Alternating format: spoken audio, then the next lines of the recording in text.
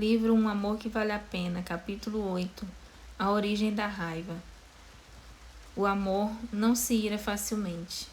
1 Coríntios 13, versículo 4 e 5. Uma olhada nos dois irmãos não levantaria suspeitas.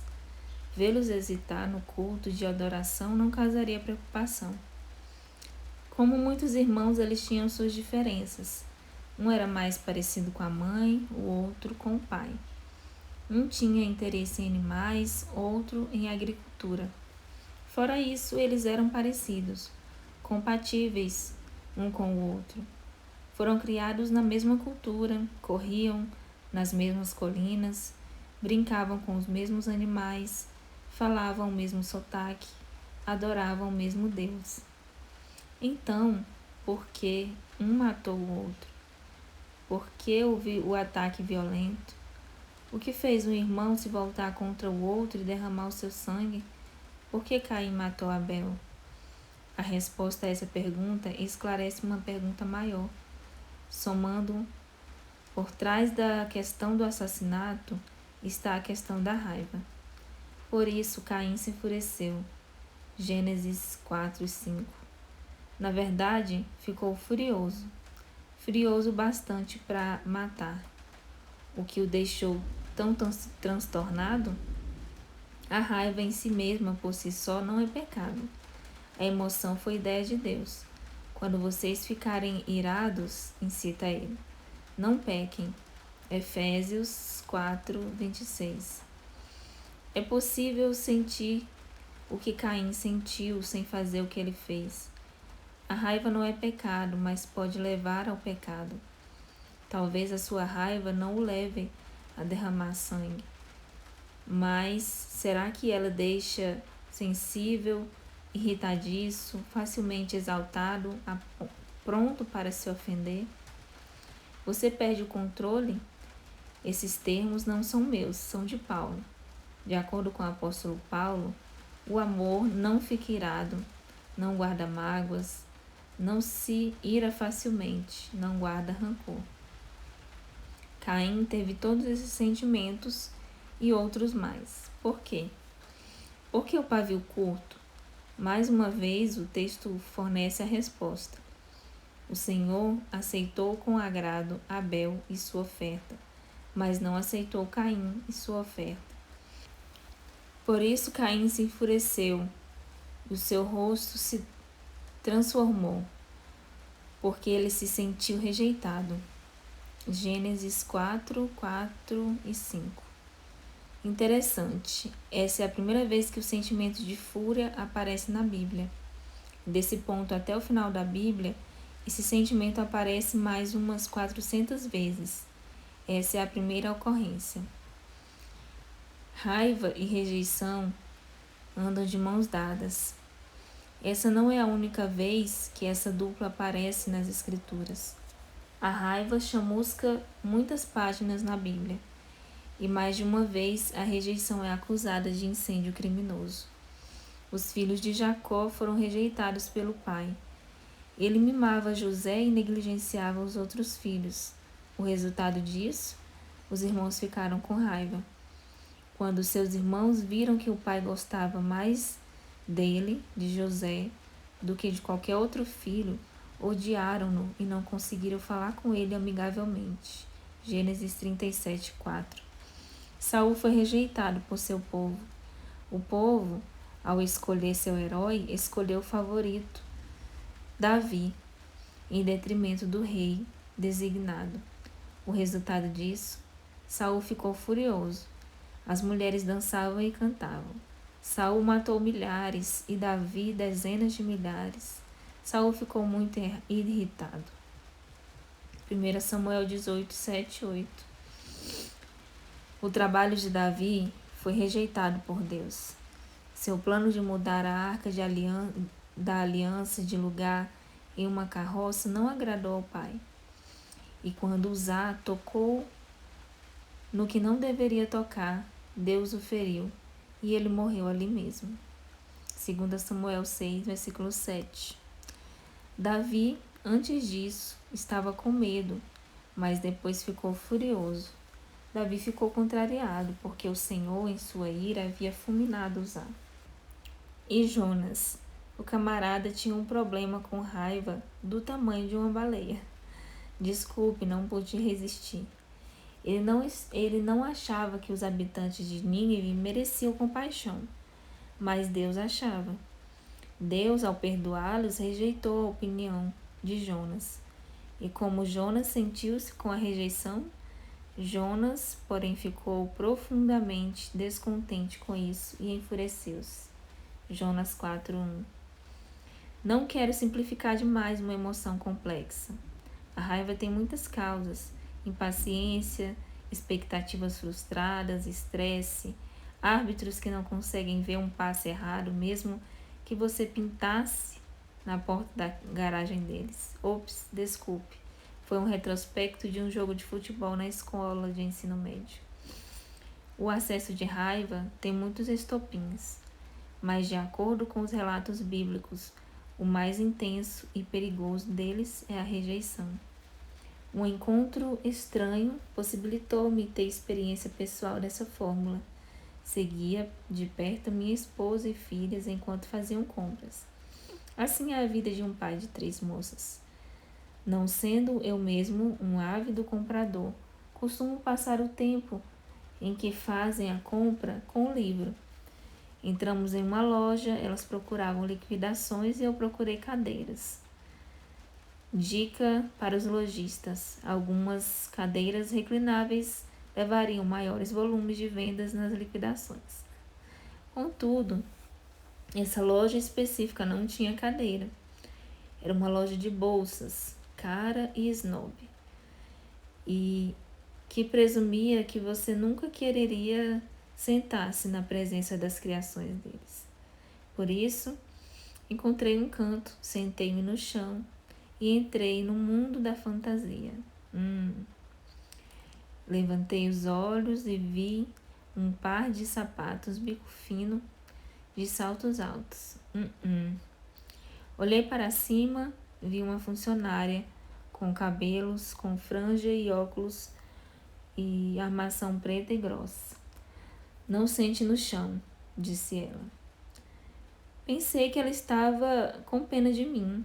Não tem importância, além disso eu não encontrei uma cadeira. Não é permitido sentar no chão, disse ela em um tom de voz de professora zangada. Não era permitido sentar no chão? Isso não era o mesmo que dizer: você não tem permissão para arrancar o dente ciso? Se tivesse outra escolha, a teria preferido. Não encontrei nenhuma cadeira, disse a ela. Não temos cadeiras, disse ela, diminuindo a temperatura da sala com sua frieza. Mas só quero sentar-me, repliquei, começando a sentir um aperto na garganta. Não queremos que as pessoas se sentem, ordenou ela. Minha matemática estava ruim, isso não somava. Entrei na loja com 4 mulheres que tinham um fraco por bolsas pequenas com nomes estrangeiros. Não me devia oferecer um refrigerante ou uma massagem? Está certo, ficarei em pé. Ficarei de pé, lá fora. Ah, Max, o cara briguento. Reclinei-me contra o prédio e fumegava de fúria. Por que eu estava com raiva? O que provocou a minha frustração?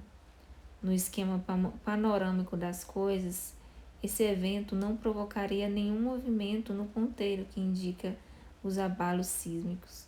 Então, o que estava me importunando? Resumi em uma palavra: rejeição. A vendedora rejeitara-me. Ela não me aceitou. Multiplique essa emoção por 1 zilhão para entender a raiva de um adolescente abandonado ou um cônjuge divorciado. Nem mesmo conhecia a moça e estava com raiva. O que acontece quando você sente o mesmo em relação ao seu chefe, amigo ou professor? Você fica ferido. E por ficar ferido, você ferve de raiva. Fica com um tom de voz ofensivo, dá de ombros em sinal de indiferença, fala palavrões, bate a porta, apela para os seus direitos, doa em quem doer. A raiva é o seu mecanismo de defesa. Imagine um adolescente recebendo uma bronca. O pai dele está correndo a lista. Notas ruins, desrespeito, horário de dormir, quarto bagunçado. Cada acusação é como um empurrão no peito do menino. Para trás, para trás, para trás até que percebe que existe um Grand Canyon entre ele e o pai. A resposta inicial do adolescente é silêncio e vergonha. Ele encurva-se para baixo e mais para baixo. Mas em algum ponto, uma linha é cruzada e o instinto inato de sobrevivência entra em ação. Ele bate e volta. Chega! Grita ele, levantando-se e saindo furioso. E quanto ao imigrante hispânico em uma pequena cidade totalmente de fala inglesa? Quantas vezes um homem pode ser zombado por causa do seu sotaque, caçoado por causa de seu nome e olhado de cima por causa da sua cor de pele antes de pular em cima de alguém? Pense na esposa do marido insensível. Todas as outras mulheres no escritório receberam flores com cartões no Dia dos Namorados. Ela continua achando que o entregador pararia em sua mesa, mas ninguém para. Ela vai para casa pensando: com certeza vai ter alguma coisa em cima da mesa. A mesa está vazia. O telefone toca. É ele. Ele atrasará para o jantar. Nenhuma palavra sobre o Dia dos Namorados.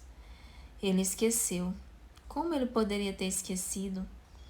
Quando isso aconteceu no último ano, ela ficou triste. Quando ele fez algo parecido no Natal, ela ficou magoada. Mas quando ele esqueceu o aniversário de casamento deles, ela começou a endurecer o coração. E agora isso? As lágrimas eram amargas. A rejeição leva à raiva. Se a rejeição das pessoas nos deixa com raiva, o que dizer quando nos sentimos rejeitados por Deus? Caso de estudo número 1, Caim. O relato é incompleto e tem lapsos, mas nos conta o suficiente para que recriemos a cena do crime. Caim e Abel foram adorar, talvez na mesma hora. Cada um levou a sua oferta. Como eles sabiam que tinham que fazer isso? Deus dissera-lhes. Hebreus 11:4 diz: pela fé, Abel ofereceu a Deus o sacrifício superior de Caim. De onde alguém consegue fé? A fé vem por se ouvir. Romanos 10:17. Caim e Abel ouviram as instruções de Deus quando Abel levou as melhores partes das primeiras crias de seu rebanho. Fez isso em obediência ao que tinha ouvido. Quando Caim levou do fruto da terra, ele agiu em desobediência. Com certeza, ele ouvira o mesmo que Abel ouvira. Deus o faria prestar contas se fosse de outro modo? Ele sabia que Abel sabia. Ele sabia que o perdão do pecado vinha por meio de derramamento de sangue. Hebreus 9:22.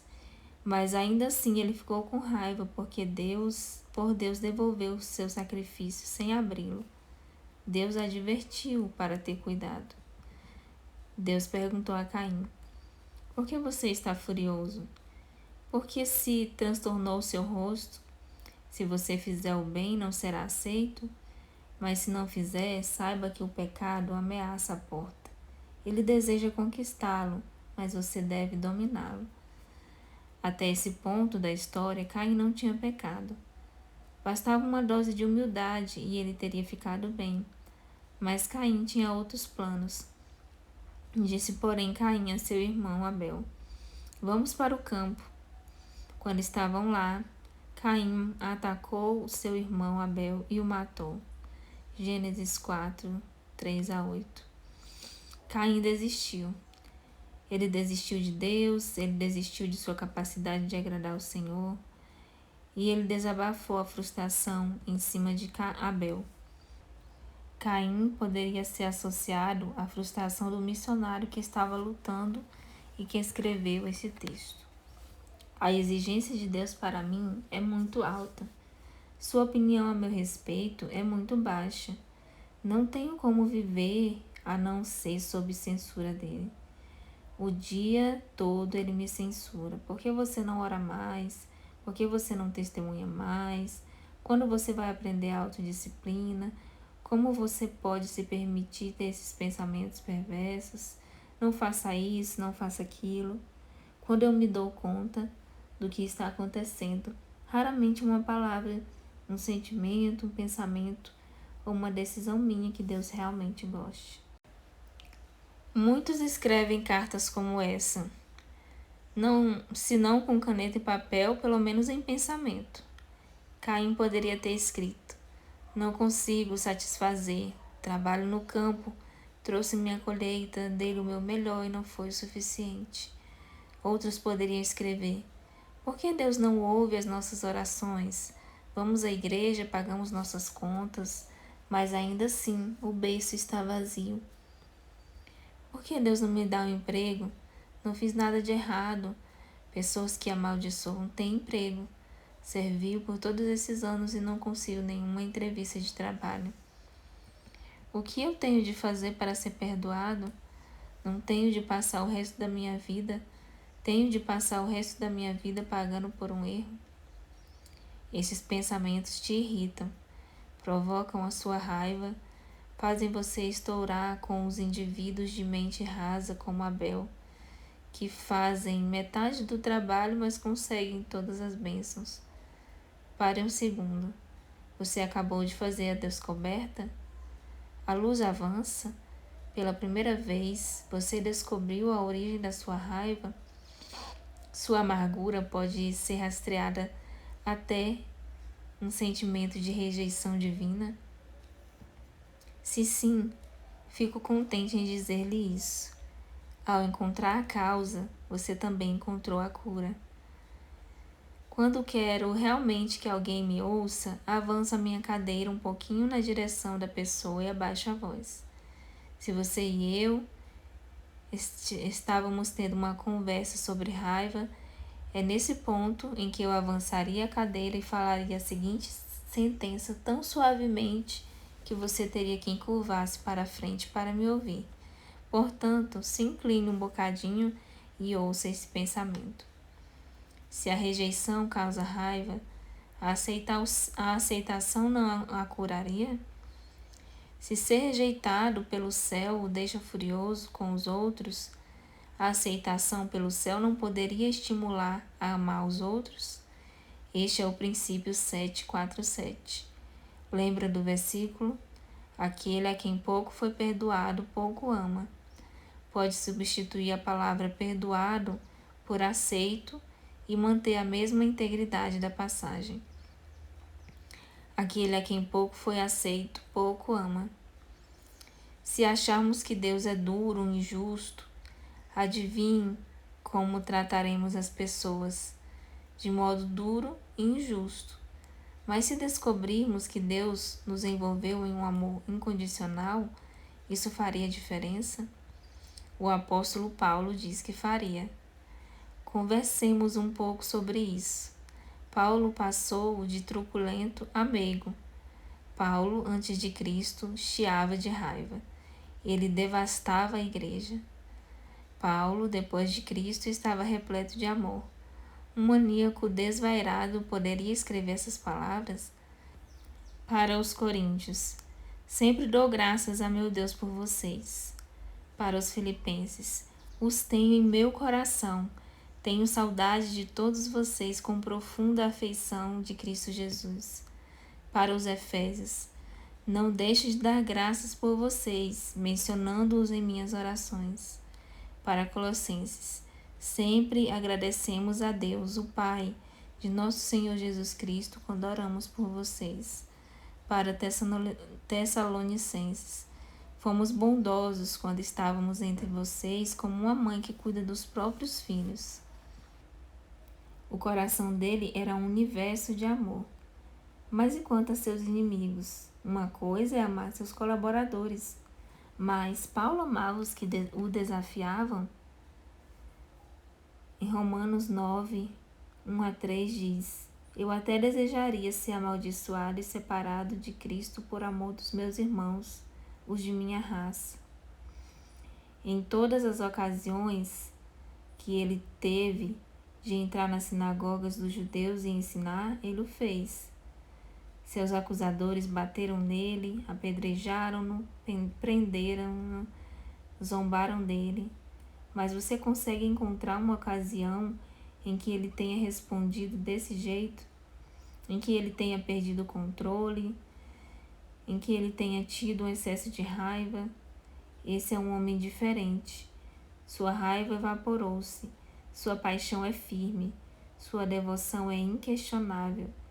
Mas e os excessos de raiva? Isso é coisa do passado. O que fez diferença? Ele encontrou a Cristo.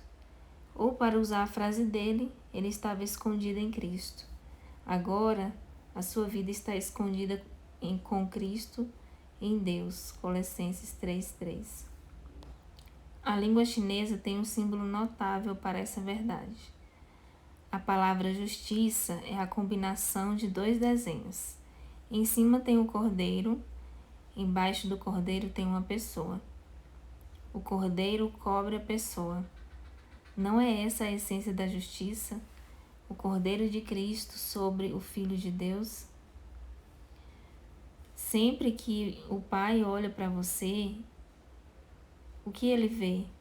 Ele vê o seu Filho, o Cordeiro perfeito de Deus, escondendo você. Os cristãos são como o seu ancestral Abel. Vamos a Deus por meio da virtude do rebanho. Caim foi com o trabalho de sua mão. Deus rejeitou. Abel foi, e nós também vamos, em dependência do sacrifício do cordeiro, e somos aceitos. Estamos como um símbolo chinês, cobertos pelo cordeiro, escondidos em Cristo. Quando Deus olha para você, Ele não vê você, Ele vê Jesus. E como Ele responde ao ver Jesus? Ele rasga o céu, sacode a terra com um clamor: Tu és o meu Filho amado, em Ti me agrado. Damos um sorriso de orelha a orelha de alegria. Ele se regozijará em você. Com o seu amor a renovará. Ele se regozijará em você com brando de alegria. Sofonias 3:17. Por meio de Cristo, Deus aceita você. Pense no que isso representa. Estou aproximando a minha cadeira e falando suavemente de novo. Você não pode impedir as pessoas de o rejeitarem, mas pode evitar que a rejeição te enfureça. Rejeições são como lombadas na estrada. Elas vêm com a jornada. Seremos cortados, frustrados, largados e chutados. Você não pode impedir as pessoas de o rejeitarem, mas pode evitar que a rejeição o enfureça. Como? Permitindo que a aceitação de Deus compense a rejeição das pessoas. Pense assim: suponha que você more em um edifício muito alto.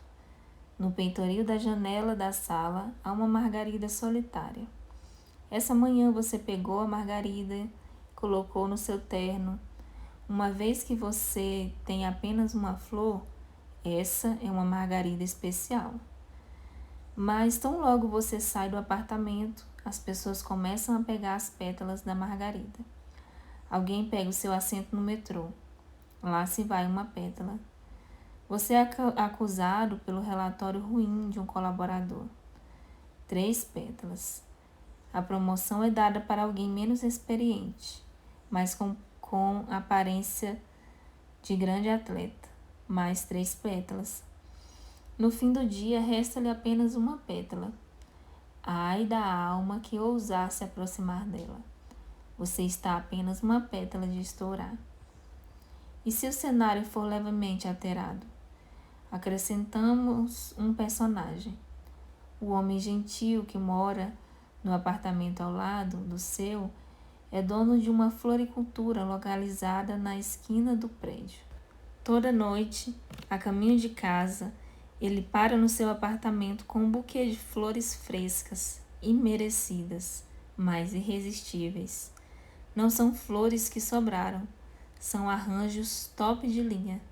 Você não sabe por que ele o tem em tão alto conceito, mas não se queixa. Por causa dele, seu apartamento tem um aroma doce, o seu passo, um gingado alegre.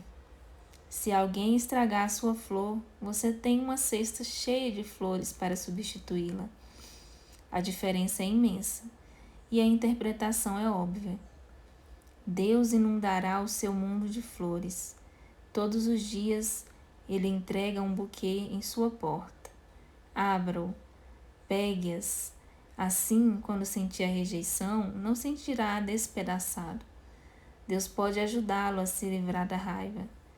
Ele fez galáxias que ninguém viu ainda e cavou despenhadeiros que ainda não encontramos.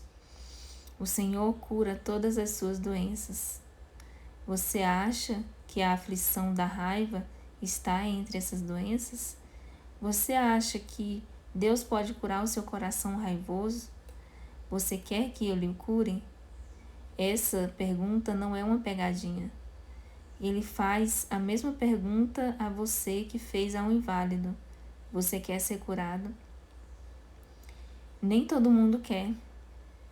Você pode ser viciado em sentir raiva. Talvez você seja viciado em fúria. A raiva pode fazer parte da sua identidade. Mas se você quiser que ele o cure, ele pode mudar a sua identidade. Você quer que ele faça isso? Você tem uma opção melhor, como a opção de mudar para uma zona livre de rejeição? Se sim, aproveite a vida em sua ilha deserta. Pegue as flores, receba dele. Assim você pode amar ou pelo menos tolerar os outros. Faça o que Terry fez. Muitos anos atrás, um emprego estressante provocava surtos diários de raiva dele. Ano mais tarde, a sua filha, ao ouvi-lo descrevê-los, comentou surpresa: "Não me lembro de nenhum acesso de raiva durante todos esses anos." Ele perguntou se ela se lembrava da árvore, a árvore perto da entrada de automóvel, na metade do caminho, entre o portão e a casa. Lembra-se de como ela costumava ser alta? Depois perdeu alguns galhos e depois de algum tempo não passava de um toco? Ela lembrava-se disso. "Fui eu quem fez isso com a árvore", explicou Terry. "Descarregava minha raiva na árvore. Chutava a árvore, pus o machado nela, cortei os galhos. Não queria ir para casa com raiva, então deixava minha raiva na árvore. Façamos a mesma coisa. Na verdade, vamos dar um passo adiante. Em vez de descarregar a nossa raiva em uma árvore do quintal, levemos a nossa raiva ao madeiro da colina.